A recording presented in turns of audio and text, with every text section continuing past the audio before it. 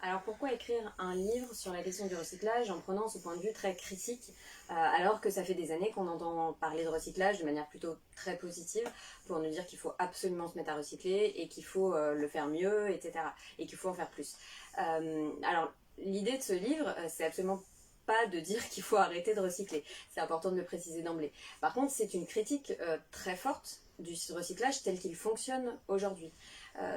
C'est une présentation de ses limites, de ses limites opérationnelles, mais aussi de ses limites techniques, etc.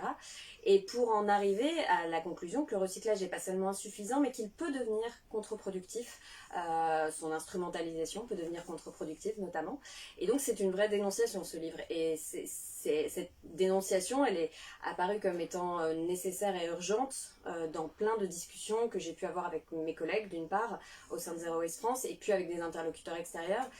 Et elle est devenue urgente aussi par rapport à l'enjeu de sauvegarder nos ressources, d'arriver à arrêter une forme de gaspillage, enfin un gaspillage même caractérisé qui est celui de l'ère du jetable.